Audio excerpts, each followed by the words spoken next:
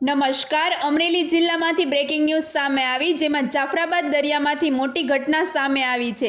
મહેશ્વરી સાગર નામની બોટમાં એક ખલાસી ગંભીર રીતે ઇજાગ્રસ્ત થયો। દરિયાકાંઠેથી 60 નોટિકલ માઇલ દૂર ઘટના સ્થળે કોસ્ટગાર્ડની ટીમે તાત્કાલિક રેસ્ક્યુ ઓપરેશન ચલાવ્યું।